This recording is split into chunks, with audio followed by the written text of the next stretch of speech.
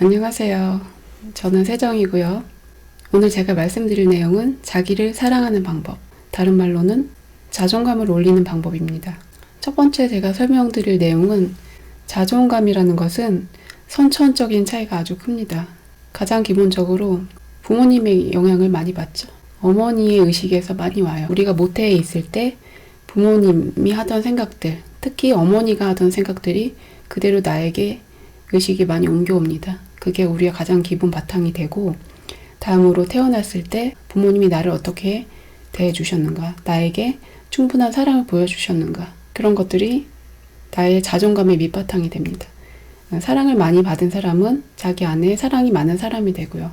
사랑을 받지 못하고 학대받고 큰 사람은 사랑이 적은 사람으로 자라나게 되죠. 그러면 왜 이렇게 불공평한가 생각할 수 있는데요. 불공평한 문제에 대해서는 두 가지로 설명할 수 있는데, 하나는 카르마적인 부분이 있고, 그러니까 업장에 의해서 내가 그런 학대를 받게 태어나는 경우도 있겠죠. 그런 업장에 의한 경우.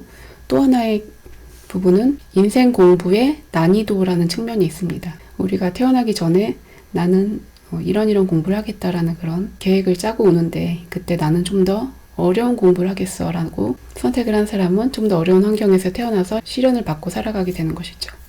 영혼의 나이 이런 설도 많이 있죠. 인펀스 소울 같은 경우에 경험이 없는 경우에는 아주 쉬운 삶을 살아가게 된다고 해요.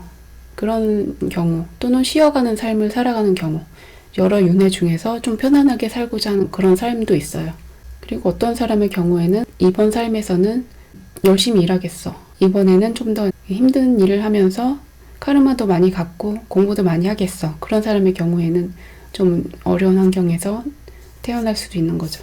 힘든 환경에서 태어나고 시련을 겪고 그런 사람일수록 용감한 영혼이라고 볼 수 있습니다. 이거는 좀 재밌는 얘기죠. 이거는 정신승리가 아니고요. 영성계 쪽에서는 그렇게 말하고 있어요.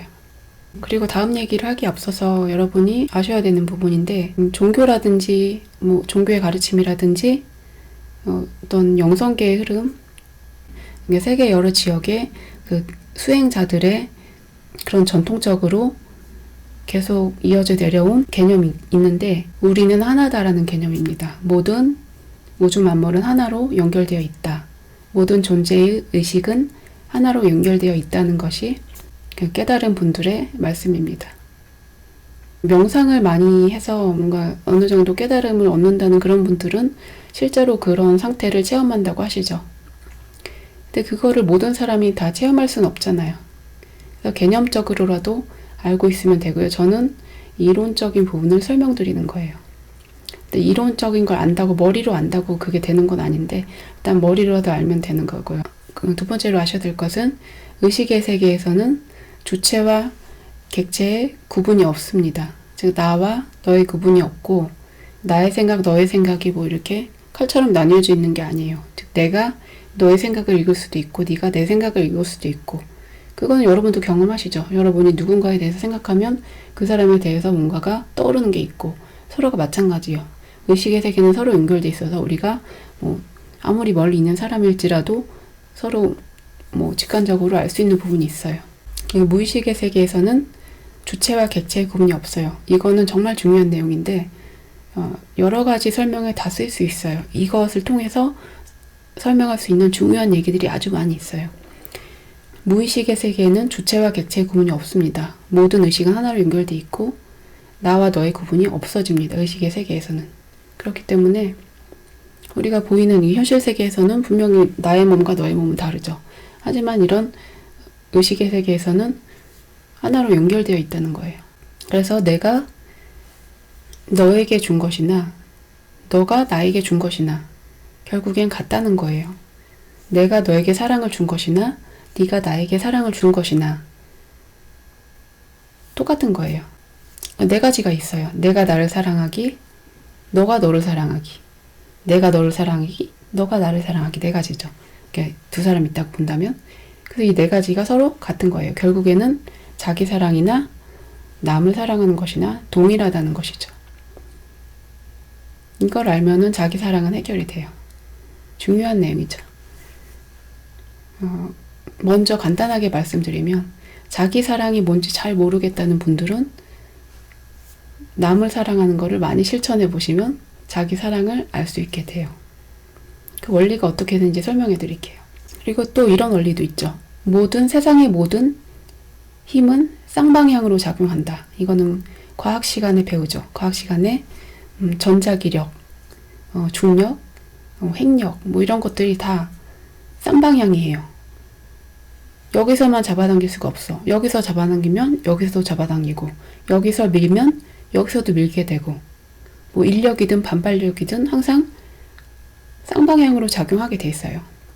우리가 상대방을 사랑하면 그 사랑이란 서로 쌍방향으로 작용하게 되고, 나에게도 그 사랑이 미치게 돼요. 내가 상대방에게 사랑을 주는 행위를 할 때 사랑이 점점 더 커지게 되고, 결국엔 그 사랑이 커져서 나 자신에게도 미치게 됩니다. 내 안에 사랑이 커지는 효과가 나타나게 돼요. 즉, 사랑은 누구한테 하느냐가 중요한 게 아니고 사랑을 하는지 안 하는지, 그게 중요할 뿐이에요. 또 사랑의 반대로 증오도 마찬가지죠. 남을 증오한다는 곧 나를 증오한다는 것과 같아요. 그래서 남을 미워한다는 것은, 남을 미워하고 뭐 저주하고 안 되기를 빌고 이런 사람들은 결국에는 자기가 안 되게 돼 있어요. 그거는 모든 힘은 쌍방향으로 작용하기 때문이에요. 그리고 사랑을 받기 원하는 상태는 사랑이 부족한 상태예요. 그리고 사랑을 주고 싶은 상태는 사랑이 충분해서 많은 상태. 그래서 넘쳐나기 때문에 주고 싶어지게 되는 거예요. 근데 너무 사랑을 받고 싶은 그런 마음만 있다. 그럴 때는 좀 받아도 돼요. 그런데 사랑을 계속 받기만 할 순 없죠. 그때는 상대방의 입장도 한번 고려를 해봐야 돼요. 내가 정말 급하다. 내가 정말 에너지가 없다. 그럴 때는 얻어먹어야죠. 근데 어느 정도 얻어먹고 약간 정신이 들었을 때, 그때쯤에는 생각해보세요. 저 사람은 나한테 항상 주기만 하는 사람이어야 되나? 나는 항상 받기만 하는 사람이어야 되나? 그런 건 없단 말이죠.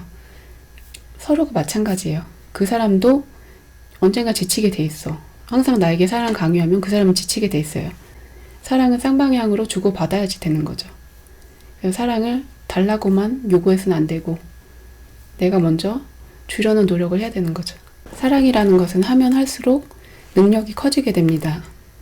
우리의 머리도 쓰면 쓸수록 그 지력이 늘어나고, 근육도 운동을 하면 할수록 튼튼해지죠. 그런 것처럼 사랑이라는 것도 많이 하면 할수록 우리 마음을 좀 더 열고 시도할수록 사랑의 힘이 좀 더 커지게 돼요. 그리고 사랑이라는 것은 무조건적이에요. 계산하는 거하고 달라요. 우리가 계산은 뭐예요? 이렇게 하면 나한테 도움이 될까 안 될까? 그런 계산을 하는 것은 여기 머리에서 하는 것이고, 무조건적으로 내가 뭘 하고 싶다라는 이런, 뭘 해주고 싶다, 내가 뭘 해야겠다, 이런 사랑이라든지 의지라든지 열정이라든지 이런 것들은 가슴에서 나오게 됩니다. 그래서 1초 이상 넘어가면 그거는 잡념이에요. 무슨 생각이든지 1초 이상 넘어가면 잡념이고 머리에서 나오는 거예요. 진정한 사랑이란 것은 생각할 겨를이 없어요. 바로 곧바로 나와야 돼요. 여러분이 뭐 힘든 일이 생겼는데 친구한테 부탁을 했어요. 그때 도와줄게 곧바로 나오는 경우, 그 친구는 정말 나를 배려해주고 있는 사람이죠. 그런 경우가 언제 있어요? 인간계에서 진실한 사랑이란 부모가 자식에 대해서 생각하는 그런 사랑, 그게 대표적이죠. 신의 사랑에 가까운 아가페적인 사랑이라고 하죠. 여러분이 자녀를 키워보신 분들은 이해를 하실 것이고, 자녀가 아니더라도 여러분이 가장 사랑하는 사람을 떠올려 보세요. 지금까지 중에서 가장 사랑했던 반려동물이라든지 아니면 뭐 연인, 배우자, 뭐 부모님, 형제, 누구든지 친구라든지 떠올려 보시면 그 사람이 정말 힘들 때 내가 어떻게 하겠는가, 그 사람이 위험에 빠졌을 때 어떻게 하겠는가, 곧바로 도와주겠죠. 그거 당연한 거예요. 그 사람이 원하는 것을 얘기했을 때 웬만하면 내가 해주려고 하겠죠. 당연한 거예요. 그 사람이 행복하도록 도와주려고 하는 거, 그게 사랑이죠. 어디 가서 좋은 걸 봤어요. 뭐 어디 가서 멋진 풍경을 봤어요. 그러면은 그 사람이 생각나죠. 그 사람하고 여기 있었으면 좋았을 텐데, 그런 생각이 나죠. 그게 바로 내가 그 사람을 생각하고 있다는 거. 나한테 소중한 사람이란 얘기죠. 저 같은 경우도 어디 가서 음식 맛있는 걸 혼자서 잘 못 먹는 게 먹으면 항상 애들 생각이 난다는 거죠. 이렇게 먹으면 자꾸 애들하고 먹어야 되는데 자꾸 왜 생각이 나서 혼자 맛있는 거 먹는 거를 좀 미안한 마음이 드는데 부모님도 다 그런 마음이 있을 거예요. 그리고 사랑의 대상은 누굴까요? 사랑의 대상은 우리가 뭐 사랑을 많이 표현을 하세요 라고 한다면 엄청난 뭐 선행을 하시고 기부를 하세요. 꼭 그런 뜻은 아니에요. 사랑을 표현하라는 것은 여러분에게서 가장 가까운 가족에게 먼저 사랑과 친절을 베풀어 보라는 뜻입니다. 우리가 가장 가까운 사람에게 무리하기가 쉬워요. 부모님에 대한 원망이 많은 분들이 있어요. 원망이 다 조금씩이라도 있을 거예요. 근데 그런 것을 제쳐두고 소중한 존재라는 걸 보세요. 사랑이라는 거는 조건이 없어요. 어떤 사람을 사랑할 때, 내가 내 아이를 사랑할 때 네가 뭐 예쁘게 생기고 공부를 잘하고 똑똑하고 그래서 사랑하는 게 아니죠. 공부를 못하고 안 예뻐도 사랑해요. 왜냐면 그냥 너로서 소중하니까. 너 있는 존재 자체가 소중하기 때문에 사랑하는 거예요. 무엇이든지 마찬가지인데 그 사람의 존재가 소중한 것이지 그 사람이 뭘 잘해서 뭐가 대단해서 그래서 사랑하는 건 그건 진실한 사랑이 아니죠. 어떤 조건 때문에 사랑하는 그거는 계산이라고 하죠. 머리에서 나오는 거고 진실한 사랑은 마음에서 나오는 거고 무조건적이고 그냥 그 사람의 존재에 대한 존중이고 경배가 되는 거예요. 그 존재가 굉장히 소중하다는 걸 아는 거는 그 사람 한 사람에 대한 것이 아니고 모든 존재에 대해서 똑같은 깨달음인 거예요. 어떤 존재가 참 소중하고 사랑스럽구나라는 것을 아는 사람은 꼭 그 사람만이 아니고 나에 대해서도 그렇게 느끼고 길에 있는 뭐 나무 하나, 새 한 마리 이런 동물들에게까지 다 사랑을 느낄 수가 있어요. 사랑이라는 거는 똑같아요. 아까 말씀드렸듯이 의식에는 주체와 객체가 없기 때문에 내가 어떤 존재라는 것의 소중함을 안다라는 것은 그거는 모든 존재를 사랑할 수 있다는 거예요. 반대로 말해서 내가 존재가 소중한 걸 모른다. 그 얘기는 모든 존재가 소중한 것을 알지 못한다는 얘기예요. 안타까운 일이죠. 존재가 소중하다는 거를 여러분은 항상 명상을 하셔야 돼요. 누구를 사랑해야 될 것인가는 가장 기본적으로 우리 부모님, 배우자, 자녀 이런 가족들을 사랑할 수 있고요. 그리고 주변의 친구, 회사 사람들 뭐 여러 우리 주변에 있는 마주치는 사람들도 사랑할 수 있습니다. 친절하게 대해주는 것, 눈을 마주치는 모든 사람에게 친절하게 대해주는 것, 그게 사랑이죠. 사랑이라는 것은 꼭 사람에게 한정되어 있는 게 아니기 때문에 그 사랑의 마음이 있으면 모든 것이 다 사랑으로 보여요. 뭐 동물, 식물, 뭐 무생물까지 이 자연 환경까지 모두 사랑의 마음으로 바라볼 수가 있게 돼요. 저 같은 경우는 그런 사랑의 마음이 많이 이제 열리기 시작했을 때 길을 가다 보면 꽃이 피어있는 길가에 들꽃이 피어있는 것을 보고 너무 아름답다는 그런 느낌이 들어서 눈물이 뚝뚝 떨어지고 울었던 그런 기억이 있어요. 근데 그거는 굉장히 막 가슴이 설레고 사랑스럽고 울고 싶을 정도로 그게 아름답다는 걸 느꼈어요. 그게 이름 모를 꽃이 피어있는 그런 장면 하나하나, 모든 나무라든지 새라든지 모든 장면 하나하나가 너무 사랑스럽고 아름답다는 그런 느낌이 드는 거죠. 그게 그런 마음으로 세상을 바라보면은 아름답지 않은 게 하나도 없었어요. 심지어는 더러운 것도 아름답고 뭐 부서진 물건도 아름답고 이렇게 말하자면 오물 같은 것도 다 아름답고 벌레도 아름답고 여러분이 가장 싫어하는 벌레, 뭐 파충류 그런 것도 저는 굉장히 아름답고 사랑스럽다고 느껴지는 것이었어요. 저는 이게 무생물에 대해서도 사랑스럽다고 느끼게 된 거예요. 집에서 이제 일을 할 때 보통 때는 그 전에는 일을 하기가 싫었죠. 그냥 너무 단순한 작업이니까 뭐 설거지를 하든지 빨래를 하든지 다 그냥 똑같은 일 또 한다고 생각이 들었었는데 이렇게 사랑이 생겨난 다음에는 이게 다 내가 뭔가가 사랑을 베푸는 과정으로 느껴졌어요. 예를 들면 설거지를 해주는 거는 그릇이라는 아이를 깨끗하게 만들어주는 내가 사랑을 베푸는 걸로 느껴졌고, 청소를 하는 것도 우리 집의 구석구석 얘네들을 깨끗하게 만들어주는 그런 걸로 느껴졌고, 이렇게 얘기하면 좀 웃길 텐데 걔네가 진짜 고맙다고 말하는 게 귀에 들리는 거예요, 진짜로. 그러니까 뭐 환청이라고 생각해도 되고요. 그래서 의식이라는 거는 서로 다 이어져 있더라고요. 실제로 그 무생물들이 의식이 있다고 생각할 수도 있지만, 또는 내가 그 에너지를 보냈기 때문에 그 에너지가 반사돼서 나에게 온 거죠. 말하자면 내가 준 사랑이 어떤 커넥션이 생긴 거죠. 사람이라든지 동물, 자연환경까지, 무생물까지 모든 것들과 다 사랑을 주고받을 수가 있습니다. 그러면 일상이 사랑이 되고, 내 앞에 사람이 없어도 나는 충분히 사랑할 수가 있어요. 내가 하는 모든 일이 사랑이기 때문에, 제가 뭐 글을 써도 사랑이고, 제가 뭐 청소를 해도 사랑이고, 제가 뭐 가만히 누워서 쉬어도 그거는 사랑이에요. 그 사랑이 아닌 게 없어지는 거예요. 모든 일에 대해서. 어떤 마음으로 하는가, 그게 가장 중요합니다. 무슨 일을 하든지 사랑의 마음으로 한다면 모든 일이 사랑이 되는 것이고, 모든 존재에게 사랑을 베풀 수가 있게 돼요. 그렇게 된다면 우리가 굳이 자기 사랑을 구할 필요가 없어요. 나를 사랑하자, 어떻게 하면 나를 사랑할 수 있을까? 그거는 나에게 너무 집중한 것인데, 불교에서는 나라는 게 없다고 하잖아요. 그죠? 그 에고라는 건 없어요. 사실 사랑이라는 거는 그냥 존재하는 거예요. 우리의 의식은 하나로 연결돼 있고, 우리가 사랑이라는 것, 어떤 자비심이라는 것, 그런 것을 유지하고 베푼다면 우리는 그 상태에 계속 놓여 있는 것이지,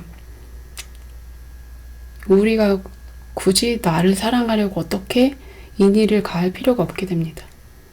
그냥 나의 삶이 그냥 사랑이 되면 돼요. 그리고 사랑을 베푸는 마음가짐에 대해서 알려드리면, 사랑을 할 때 항상 이기적이지 않은 이타적인 마음으로 하도록 노력해야 됩니다. 이타적인 그런 사랑을 금강경에 보면 무주상보시라고 해요. 상에 머무르지 않는 보시. 이게 남에게 사랑을 베푸는 것인데, 내가 줬다는 마음이 없이 그저 주는 것이죠.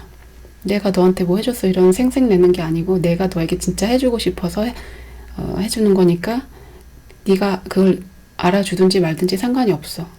난 남한테 인정받고 싶어서 하는 게 아니야. 그냥 내가 정말 하고 싶어서 하는 것일 뿐이야. 똑같은 얘기 뭐 있어요? 성경에 나오는 말, 오른손이 하는 일을 왼손이 모르게 해라. 사랑을 베풀 때는 자기 인정받고자 하는 그런 마음 없이 정말로 원해서 하는 그런 게 진짜 사랑이고 진짜 보시다. 그런 얘기입니다. 그리고 또 뭐 카르마에 대해서 생각을 하는 분들은, 내가 이거를 뭐 사랑을 베풀면 나한테 뭐 덕이 쌓이겠지, 내가 뭐 좋은 선업을 지어서 우리 자손이 잘 되겠지, 이런 생각으로 뭐 선행을 하고 기부를 하고, 그런 생각을 하면은 의미가 조금 줄어들겠죠? 실제로 선행을 하는 것 그 자체도 중요하지만 어떤 마음으로 하는가가 굉장히 중요합니다. 행위를 할 때는 나를 위해서 하지 마시고 그 사람을 위해서, 그 사람이 어떻게 하면 잘 될 수 있을까, 그 사람이 어떻게 하면 행복할 수 있을까, 그런 마음으로 할 때 정말 의미가 있는 선행이 되는 것입니다. 또 선행의 방법을 알려드리면, 꼭 물질적인 사랑이 아니고 마음으로 빌어주는 것이 가장 먼저 중요해요. 선행의 방법 중에 첫 번째로는 마음으로 사랑을 해야 되고, 그 사람을 위해 주는 마음, 그 사람이 잘 되기를 빌어주는 마음, 그것을 가지고 있는 것이 첫 번째입니다.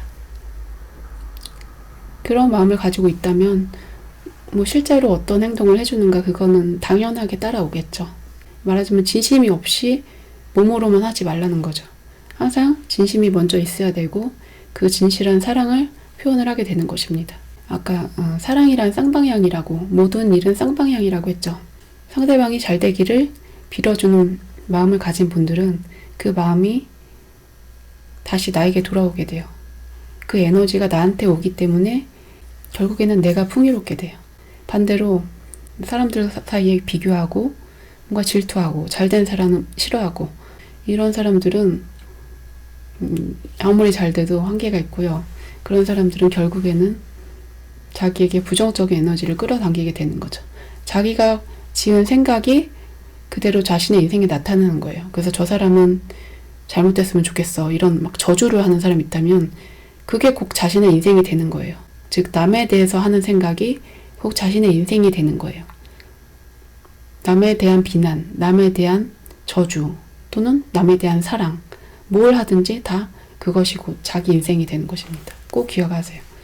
내가 남에 대해서 내는 마음 그것은 나와 남의 구분이 없어요. 그렇기 때문에 결국에는 나에게 오는 것입니다. 사랑을 베푼다는 것이 왜 중요하냐면 상대방만 잘 되는 것이 아니고 그거는 나도 잘 되는 것이기 때문이에요. 사랑을 베품으로써 그 사랑은 나에게도 오고 상대방이 잘 되길 빌어주는 마음은 나에게도 오고 결국엔 서로가 풍요로운 삶을 살 수가 있게 되는 거죠. 서로가 행복한 삶을 살 수 있게 돼요. 근데 이 세상은 뭐예요? 이 세상에서는 겉모습을 보다 보니까 겉모습을 보고 서로 비교하다 보니까 또 나와 너 분리해서 생각하죠. 우리가 분리의식을 가지고 있는 상태에서는 다른 사람을 나와 다르게 느끼기 때문에 나와 자꾸 비교하게 되고 내가 부족하다는 느낌이 들면 상대방을 미워하게 되고 이런 싸움이 계속 일어나고 우리가 부정적인 감정을 증오라든지 이런 부정적인 감정을 내뱉었을 때 그거는 결국 나에게도 돌아오고 우리의 의식 전체의 인류 의식 전체의 부정성이 쌓이게 되는 결과가 됩니다. 일원성을 느껴야 되는데요. 분리의식이 아닌 우리가 하나라는 그런 일원성을 느끼기 위해서는 명상을 통해서 일원성을 체험하는 방법이 있고 그거는 좀 시간이 많이 걸리겠죠. 모든 사람이 가능한 것도 아니고 사람의 근기에 따라서 또 많은 차이가 있다고 합니다. 그것보다 좀 더 현실적이고 현실 생활에서 직접 우리가 매일 할 수 있는 거는 다른 사람의 입장을 배려해 보는 것, 역지사지로서 생각해 보는 것 중요합니다. 그건 누구나 하실 수 있잖아요. 내 입장에서 한 발 벗어나서 다른 사람의 입장까지 한번 고려해 보는 것. 이거 굉장히 중요한 일입니다. 사랑이라는 것은 존재 자체를 사랑하는 것입니다. 그렇기 때문에 그 사람이 잘 되기를 바라는 마음, 그리고 언제나 믿어주고 함께하는 마음, 그리고 그 사람의 결점까지 사랑할 수 있는 마음, 그 사람의 개성을 존중하는 마음, 그런 것이 바로 존재에 대한 사랑입니다. 조건이 없다는 거예요. 조건 때문에 사랑하는 것이 아니고 그냥 그 사람의 존재 그 자체로 사랑한다는 거예요. 누구를 사랑하든지 또는 어떤 존재를 사랑하든지 이런 무조건적인 사랑을 하셔야 됩니다. 내가 지금 무조건적인 사랑을 하고 있는가, 아니면 내가 계산을 하고 있는가, 내가 지금 어떤 상태에 있는가, 내가 충분히 주변 사람을 사랑하고 있는가, 아니면 내 입맛에 맞게, 내 필요에 맞게 다른 사람들을 이용한다든지 조종한다든지 이러면서 살고 있지는 않은지 돌아봐야 될 필요가 있겠습니다. 물론 저도 마찬가지고요. 모든 사람이 다 그런 측면이 조금씩 있겠죠. 그러니까 매일매일 반성하고 살아가는 것입니다. 사랑이라는 게 꼭 어떤 대상을 정해서 봉사활동을 많이 하라 꼭 그것만이 아니고 매일매일 자기가 살아가는 삶의 현장에서 사랑을 하는 것이 중요하고요. 그러려면 자기 직업에서 사랑을 할 수 있어야 됩니다. 직업에서 만나는 사람들을 다 사랑을 하시면 돼요.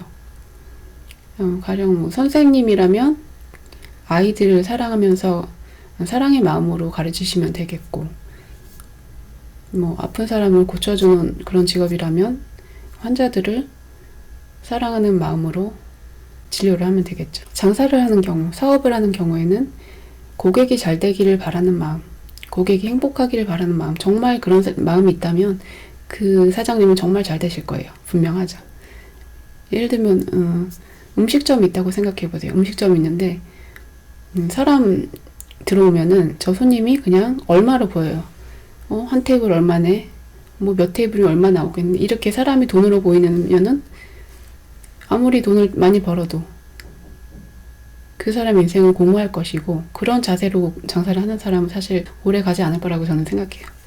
정말 사업이 잘 되는 분들은 인간성이 어느 정도 뒷받침이 돼 있는 것 같아요. 그죠? 음식점에 오는 사람들에 대해서 내가 만약 음식점을 하는 사람이라면 손님이 왔을 때 저분에게 맛있고 건강에 좋은 음식을 대접해서 저분이 조금이라도 행복해 하시면 좋겠다, 이런 마음으로 음식을 한다면, 그 사람을 위하는 정성으로서 음식을 만든다면 그 정성이, 마음이, 그 기운이 다 음식에 들어가고요. 그것을 먹는 사람은 실제로 그 효과가 나타나요.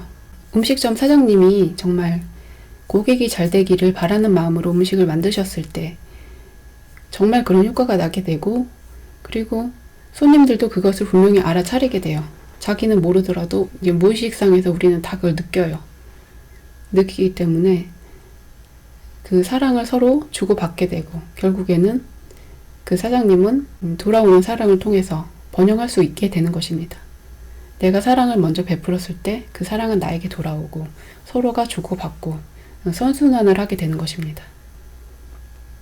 그래서 어떤 직업을 갖고 계시든지 자기가 일하는 일터에서 나와 일하는 사람들 또는 나의 고객들, 내 주변에 있는 사람들 모두 내가 사랑을 베푸는 대상이 될 수 있도록 그렇게 일하시면 됩니다.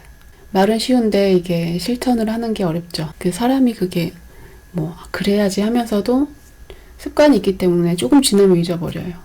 그런데 이것을 명상을 하신다든지 자주자주 그 사랑의 마음을 깨워보세요. 그러면은 여러분의 삶이 밝아지고 주변 사람에게 사랑을 충분히 나눠줄 수 있는 사람이 되실 것입니다. 제 영상이 도움이 되셨다면 좋아요, 구독 눌러주세요. 감사합니다.